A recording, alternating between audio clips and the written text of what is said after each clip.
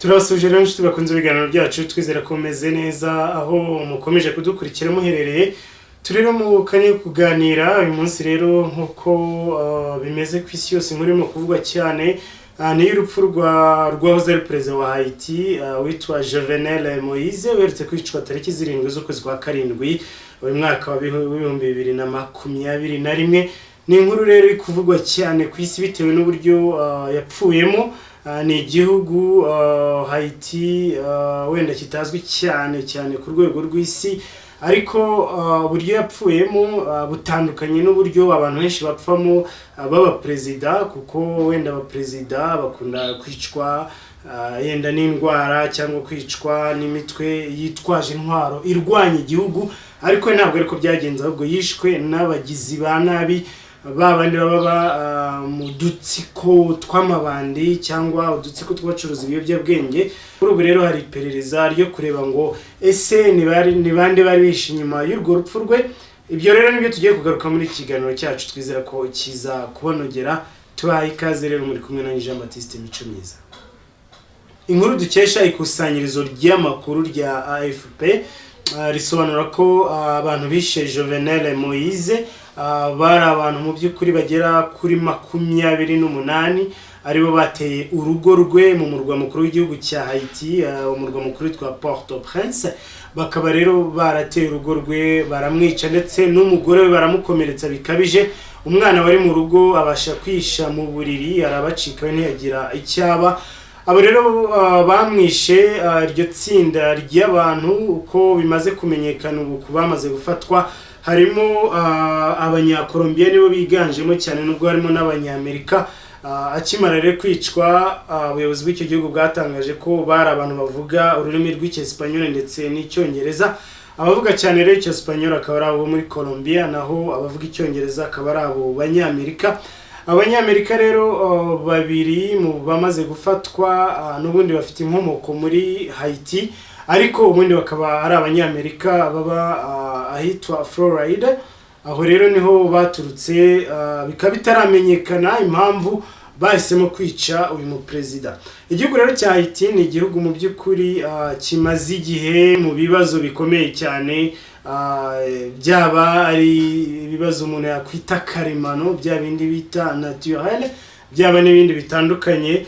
Ni igihugu cyiganjemo ruswa, ni igihugu cyagiye kigira ibibazo mu miyoborere, ni igihugu cyagiye kigira ibihe bikomeye cyane nk'iby'imitingito. Muribuka umutingito wo muri 2010 wangije cyane kiriya gihugu, ndetse kuba bikurikirana muribuka ko u Rwanda rwanatanze inkunga muri icyo gihugu yo gufasha hakabonekamo no guha amaburuse abanyeshuri bakomoka muri icyo gihugu bakaza mu Rwanda bakiga ku buntu, ndetse bagahabwa n'amafaranga yo kwibeshaho.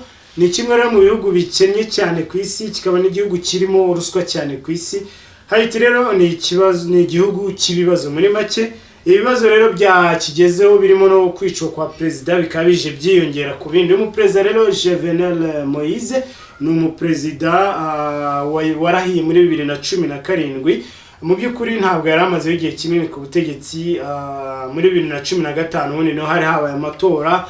2016 bayasubiramo kuko amatora ya mbere nta muntu warabashe kugira amajwi 50%, hanyuma basubiyemo 50% arayabona, arahira muri 2017 mu kwezi kwa kabiri.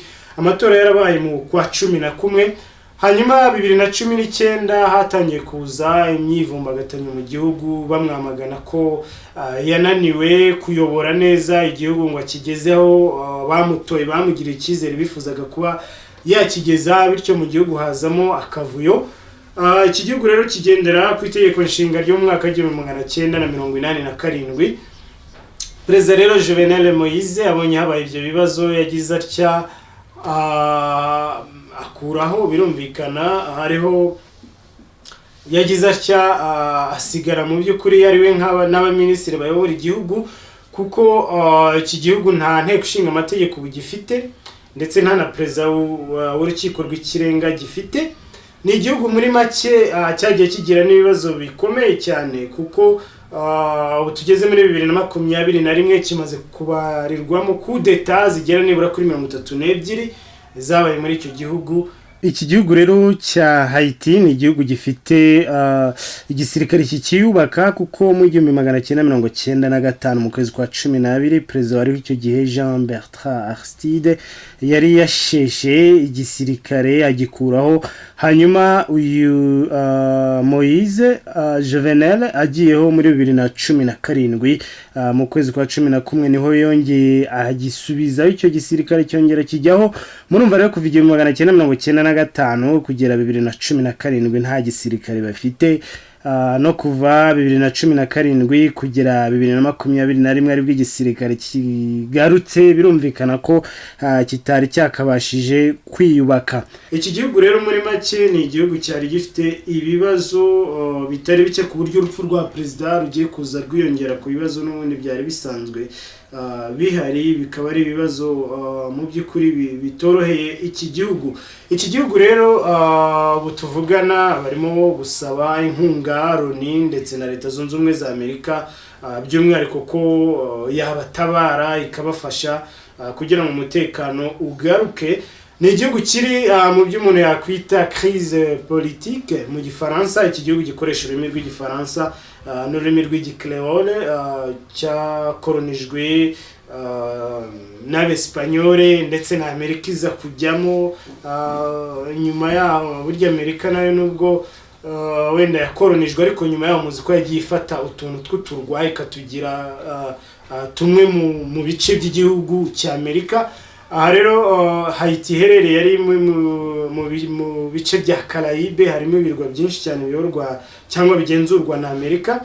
Aha rero muri Caraïbe iki gihugu kiri twari tumaze kuvuga ko ari igihugu kiri muri crise politique cyangwa mu bibazo bya politiki, nuko rero ategeko nshinga ryo mu mwaka wa 1987 ibyo rivuga ubu rero birimo gutuma haba ikibazo gikomeye cyane. Iki gihugu rero kuba kidafite perezida w'urukiko rw'ikirenga, kandi iryo tegeko nshinga rivuga ko mu gihe perezida wari uriho habaye ibibazo runaka bituma avaho, perezida w'urukiko rw'ikirenga ari uhita uba perezida. None ntawe bafite. Iyo perezida w'urukiko rw'ikirenga atabonetse, icyo gihe bavuga ko perezida w'inteko ishinga amategeko ari we uhita uba perezida, nawe ntawe bafite. Uwari minisitiri w'intebe wanahise ejo bundi anavuga ko ari we ubaye perezida w'agateganyo. Mu by'ukuri mu gihe 2019 uko nabibabwiraga habaga akavuyo kuvuga ko uyu muperezida wari uriho atayoboraga neza. Uyu minisitiri w'intebe uriho ejo bundi perezida hashize nk'icyumweru ngire ngo perezida yari yavuze ati reka tumukureho, n'ubundi no mu gice cyacu cy'abatsinze amatora y'ubutegetsi, reka dushake none umwe mu batavuga rumwe na leta bari dushyira ku mwanya minisitiri w'intebe kugira ngo badufashe mu kuyobora igihugu kigende neza. Hari hashize rero icyumweru yashyizeho minisitiri w'intebe mushyashya ariko atararahira wo gusimbura uyu wari uriho. Aho rero uyu perezida yiciwe, uyu minisitiri w'intebe wari wasimbuwe warashyizwe ku ruhande niwe wahise avuga ko abaye perezida. None wa minisitiri w'intebe wari utegereje kurahira washyizweho akavuga ati uyu minisitiri w'intebe rero wigize perezida agiyeho mu buryo butemewe n'amategeko, kuko perezida yari yararangije mu by'ukuri kumuvanaho akamusimbuza njyewe, none dore ni ukomeje kuyobora. Murumva rero ibyo bintu ni ibintu bikomeye cyane muri iki gihugu cyagize ibibazo nk'ibi ngibi. Mu by'ukuri murumva rero ko harimo icyo kibazo cya politiki, kugishakira umuti bikaba biza gusaba imishyikirano cyangwa no kuba amahanga hari ukuntu yagera gutya kugira ngo muri iki gihugu irebe ko habonekamo umutuzo, abantu bakongera kuba basubira mu buzima busanzwe nyuma y'ibi bibazo byabaye muri iki gihugu. Moise rero Jovenel yari perezida utanakuze cyane mu myaka, ko yari afite imyaka 53. Ku bantu b'abakire murazi ko iyo myaka 53 abatari imyaka myinshi cyane. Haiti murayizi ni n'igihugu kigeze kuyoborwa n'umupadiri, nyuma yaho haza kuzamo ibibazo nawe arahunga. Muribuka ko perezida w'icyo gihugu yahungiye muri Afurika y'Epfo, ibaze kuva muri Caraïbe muri Amerika ugahungira muri Afurika y'Epfo. Ni igihugu ubundi cyiganjemo abirabura, ko ni igihugu cyaremwe n'abacakara mu gihe cy'ubucakara muri ibyo bihe, kuko uko nabisomye abaturage bagize icyo gihugu 95% n'abirabura. icyo gihugu rero kikaba gikoresha ifaranga ryitwa irigurude.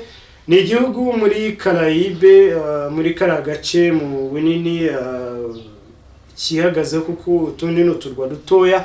Icyo gihugu rero kijya kungana n'u Rwanda kuko gifite buso mu bihumbi 27 kilometero kare, ibihumbi 27 gutyo. Mwibuka ko u Rwanda ari kilometero kare mu 26. Urumva ko ari igihugu tujya kungana muri make, kikagira abaturage bagera muri miliyoni 11,400,000. n'u Rwanda rero kagira abaturage muri miliyoni 12 naho mbiherukira. Ni igihugu muri make haba mu baturage haba no mu buso kijya kwegera u Rwanda. Ni igihugu mu by'ukuri uyu muperezida urupfu rwe rwakomeje kuvugisha benshi, ati se nta bajepa agira, nta basirikare bamurindagira. Bamwe bati ibyo ari byose ni nka kudeta bashatse kumukorera cyangwa abashinzwe umutekano babigizemo uruhare. Byanze bikunze umuntu arabona ko abamurindaga ari abantu badafite mu by'ukuri amahugurwa ahagije, nubwo bari abanyakolombiya n'abanyamerika bamwisha abantu 28 babiteguye neza bakareba uburyo bazamwica. Muri bo harimo ababaye mu gisirikare cya Colombia yarangije kubyemeza, ndetse n'abanyamerika baba mercenary, no kuvuga abacanshuro bifashijwe mu kwica uyu mugabo. Ikigaragara byanze bikunze biragaragara ko iki gihugu mu byerekeye umutekano kiri ku rwego rwo hasi. Urumva abantu 28 mu gisirikare kihagaze, igihugu kibaye gifite abasirikare bihagazeho, ntabwo bava ikantarange ngo bagere gutya bapfe kwica perezida hatabaye nibura n'imirwano ikomeye cyane ngo bajye kumugeraho. Habaye imirwano ikomeye cyane bakagira gutyo bakinjira bakagera iwe bakamurasa. Ibinyamakuru byanditse ko bamurashe amasasu 12 yose, harimo nawe bagiye barasa inzugi kugira ngo babashe kwinjira babigeraho. Murumva byanze bikunze ko atarafite mu by'ukuri abamurinda bafite ubushobozi bukomeye bwo kuba barinda umuntu wo ku rwego rwa perezida wa repubulika. Iki gihugu rero cya Haiti bukirimo gusaba nkuko nabibabwiraga Leta Zunze Ubumwe za Amerika ngo ibafashe kuba yagarura umutekano muri iki gihugu, ibohereza abasirikare ndetse na Loni barimo kwisaba kugira ngo ibe yagira abantu yohereza kuko ibintu bitoroshye. Minisitiri w'intebe rero uri gukora nka perezida w'iki gihugu no yitwa Claude Joseph. Minisitiri w'intebe rero akaba yari nawe minisitiri w'ububanyi n'amahanga. Murumva iki gihugu ibyerekeye imipangire y'igihugu rwose harimo ibibazo. Ntabwo umuntu wenda yo n'imirebere yanjye, ariko urumva wari minisitiri w'intebe ni nawe minisitiri w'ububanyi n'amahanga. Urumva nta perezida w'urukiko rw'ikirenga, nta perezida w'inteko ishinga amategeko. Ubu uyu minisitiri w'intebe nyine wabaye perezida, abantu baribaza yagiyeho ate ninde wamuhaye ubwo bubasha ko yari yaranashyizwe no ku ruhande atarakiri na minisitiri w'intebe, ko bari bamusimbuje hategereje itariki yo kugira ngo uyu mushyashya arahire. Muri make ni ibibazo bikomeye cyane. Kubaje babikurikira mu bitangazamakuru bitandukanye, mwabonye n'abaturage ko bari kujya ahari bafashwe mu bakekwaho. Abaturage bavuga bati abantu mu baduhe tubihanire kuko bakoze ni ibintu bitabaho mu by'ukuri kwica perezida muri ubu buryo. Iki gihugu rero hari hamazemo nanone ibintu by'imyigaragambyo yamagana amagangs cyangwa amatsinda y'abantu bihaye kuyobora mu by'ukuri cyangwa mu guca iteka, ku buryo hari n'abantu bari barahunze. Usanga hari amatsinda runaka y'abantu adasobanutse avuga agafita nk'umurenge akaba ari atanga oda cyangwa ari atanga amabwiriza, abapolisi bakavaho n'abayobozi. Byari biteye ubwoba ku buryo amafaranga abantu kubambura, abantu kubica, ni ibintu byari bimaze kuba akavuye muri iki gihugu, ku buryo wabonaga ko uyu muperezida wari uriho mu by'ukuri nta mbaraga z'ubuyobozi yari afite. Iki gihugu rero kikaba nanone cyari kimaze iminsi gishegeshwe n'abacuruzi b'ibiyobyabwenge bahanyura bahafite n'imbaraga, hakiyongeraho n'ibyo bya ruswa byayijegeje, hakiyongeraho n'ibi bibazo karemano nk'imitingito byagiye biyica, hakabaho n'ibibazo by'ubukene biri muri iki gihugu nabyo bitoroshye. None hakaza n'icyorezo cya COVID-19. Ibyo byose rero bikaba byarabaye uruhurirane mu gihugu cya Haiti, hakaba harimo ibibazo. Ariyo mpamvu rero abantu bari kwibaza uko bigiye kugenda. Leta zunze ubumwe za Amerika rero zatangaje ko zumvise ayo makuru ko hari abaturage bazo babiri bafashwe mu bakekwaho kuba barisha umukuru w'igihugu. Bakaba bavuze rero ko bagiye kubikurikirana hafi, bakohereza n'abantu bo gukurikirana iyo dosiye kugira ngo barebe ibivugwa ko ari byo, babe banafasha Haiti mu gukora iperereza, barebe koko urupfu rw'uwo mugabo ko rwagenze n'abashobora kuba bararugizemo uruhare, niba atari bamwe mu nzego z'umutekano z'icyo gihugu cyangwa bamwe mu bafatanije ubutegetsi cyangwa mu bamurwanya, niba koko ari abagizi ba nabi bihaye icyo gitekerezo cyo kuvuga ngo tugiye kwica perezida wa repubulika uriho muri icyo gihugu cya Haiti. Nkuko nigeze kubibabwiraho rero, Loni yigeze koherezayo ingabo zo kugarura amahoro muri icyo gihugu hari muri 2004. Izo ngabo ndetse n'abapolisi ubutumwa barimo bwamaze ngira ngo ni kuva muri 2004 kugera 2019, mu by'ukuri n'imyaka 15. Muri ubwo butumwa rero n'abapolisi b'u Rwanda nicyo gihe bagiyeyo muri 2019 kugeza aho ngaho niyo izo ngabo zari zigihari zirinda umutekano. Ubwo butumwa bwa Loni rero bwari bari kuva muri 2004 ubwo habaga ikibazo cy'umugabo nigeze kubabwira wayoboraga icyo gihugu witwa Jean Bertrand Aristide. Uyu nguyu rero abarwanya ubutegetsi bakaba baramuvanyeho. Icyo gihe rero hahise haba umutekano muke byumvikana muri icyo gihugu, biba ngombwa ko Loni ifata icyemezo cyo kohereza abasirikare bo kugarura umutekano. Ubu ntawamenye naho niba biri buze gukunda ko nanone byagenda gutyo. Perezida rero w'urukiko rw'ikirenga icyo gihugu nkuko nababwira gutaruhari aherutse gupfa mu kwezi gushize. Yari ahari, ntibivuze ko yari yakuweho, ariko we yari ahari.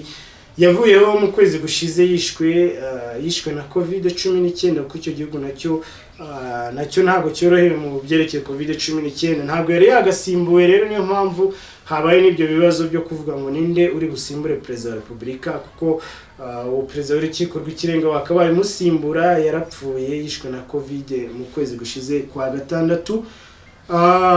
Perezida wa Parlement cyangwa perezida w'inteko ishinga amategeko nyine nawe ntawe uhari kuko atabashije gutorwa. Yagomba gutorwa mu mwaka wa 2019 ko hari amatora y'abadepite, ariko ayo matora ntabwo yabashije kuboneka, ntabwo yabayeho. Nkuko nigeze kubibabwira, habayeho ibibazo biri politiki by'imyigaragambyo n'ibindi, basaba perezida kwegura kuko bamubonamo nk'umugabo udashoboye ku mwanya wa perezida wa repubulika. Icyo gihe rero byatumye amatora y'abadepite ataba kugira ngo haboneke abadepite noneho bitoremo abaperezida w'inteko ishinga amategeko. Kuva icyo gihe rero 2019 kugeza ubu nta nteko ishinga amategeko bafite. Uwakabaye nanone aba perezida mu gihe perezida w'urukiko rw'ikirenga adahari, yakabaye perezida w'inteko ishinga amategeko, none naho ntaho bafite. Murumva rero ko hari ibibazo bikomereye mu by'ukuri icyo gihugu.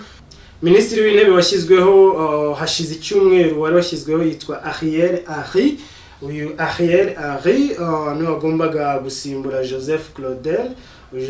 Joseph Claudel ariwe uri kuyobora iki gihugu mu nzibacyuho. Yari minisitiri w'intebe arasimburwa, ariko niba ari byandi bitanga guprofitira mu kavuyo yisaba perezida w'igihugu, kandi wumva atari asa n'umuntu n'ubundi warashyizwe ku gati, warashyizwe ku ruhande. Ariko yabonye ko nta kundi byagenda terekana abari igihugu, kuko urumva minisitiri w'intebe wari uhari ntabwo ari yakaraye ngo ashyirwe mu mirimo. Nawe ntabwo nubwo yari yasimbujwe, ariko ntabwo hari hakabaye hererekanya ubasha ngo ave mu mwanya yari arimo. Niyo mpamvu rero yahise akomeza kuri ubwo buyobozi. Ahubwo igitegerejwe no kumenya ngo niba agiye kuba perezida w'inzibacyuho, ese wa mu minisitiri w'intebe washyizweho na perezida, mu minisitiri w'intebe mu batavuga rumwe n'ubutegetsi, ese uyu perezida w'agateganyo uriho aremera uriya mubere minisitiri w'intebe cyangwa narishakira minisitiri w'intebe wundi? Ibyo nanone nibyo abaturage bategereje kugira ngo barebe kuri uyu mugabo wahise aba perezida muri iyi minsi. Nababwiraga ngo ni Joseph Claudel, ni Joseph Claude, ntabwo ari Joseph Claudel, Dr Joseph Claude. Ubu niwe uri gukora nka minisitiri nka perezida w'inzibacyuho, akaba yari minisitiri w'intebe. ndetse akaba yari na minisitiri w'ububanyi n'amahanga. Iki gihugu rero muri make abanyamasengesho mugire gutya mwiyirize hanyuma mu gisengere murebe ko cyasubira ku murongo, kuko bitabaye ibyo cyabarirwa muri bya bihugu bita failed states, cyangwa bya bihugu biba mu by'ukuri umuntu yavuga ko byabaye nk'ibihugu bidafite ubuyobozi, nk'ibihugu by'akavuyo biri aho ngaho. Ubwo rero Haiti naho niko biri kugenda yerekeza, ariko wenda ntabwo bizagera aho ngaho, kuko ibihugu by'isi byose bibaye bifite ubuyobozi bwiza, bikaba bitekanye, biri amahoro, zaba ari inyungu ku isi yose. Haba hari akavuyo burya biba ari ibibazo ku isi yose, nubwo mushobora kuba muri mu gihugu kiri kure cyane, ariko iyo hari umutekano ibintu bimeze neza, hari inyungu mushobora kuba mwagiriramo, kuko kundi mufungura ambasade, abantu bakajya kwigayo, abantu bakajya gucuruzayo, mbese hakaba imigenderanire. Muri bamwe rero bababajwe cyane n'urupfu rwa perezida wa Haiti harimo ikirangirire Wyclef Jean, akaba ari umuririmbyi. Muribuka ko hari n'indirimbo yifashishwa mu kwibuka jenoside yakorewe abatutsi hano mu Rwanda, harimo ijwi rye avamo Rwanda avuga atyo ngo ni ryari izuba rizava, ngo ni ryari izuba rizagaruka, abakurikirana iby'indirimbo, iyo ndirimbo murayizi. Ni umunyamerika ariko ufite inkomoko muri Haiti, ugikunda n'icyo gihugu cye cya Haiti. Yababajwe cyane na biriya byabaye kuri perezida wabo. Uyu Wyclef Jean muramwibuka mu ndirimbo zitandukanye, nk'iyamamaye cyane yakoranye na Shakira yitwa Hips Don't Lie, ngira ngo murayibuka cyane. Mukibuka niyo yakoranye na Akon yitwa Sweetest Girl. Mukibuka n'indi yakoranye n'itwa Eve yitwa You Love. Indirimbo afite ni nyinshi cyane rero, yagiye akorana n'abantu batandukanye. Iki gihugu rero cyahise gifite abahanzi b'abanyamerika batandukanye, barimo n'uwitwa Jason Derulo, na afite inkomoko mu gihugu cya Haiti, ariko we ntabwo yagize icyo avuga kuri urupfu rwa perezida wa Haiti. Uwagize icyo avuga kuri urupfu rwa perezida wa Haiti ni Wyclef Jean, ubarizwa rero muri Leta Zunze Ubumwe za Amerika. Ubwo rero ngaya makuru twari tubafite, dukomeze twizere ko mukomeza kugira ibihe byiza. Murakoze cyane. Nibyo rero twababwiraga kuri iyi nkuru yerekeye urupfu rwa Jovenel Moise. Uyu mugabo rero wavutse mu 1968, akaba nyine yatabarutse tariki 7 z'ukwezi kwa karindwi uyu mwaka wa 2021. Akaba rero yarayoboye iki gihugu kuva mu kwezi kwa kabiri mu 2017.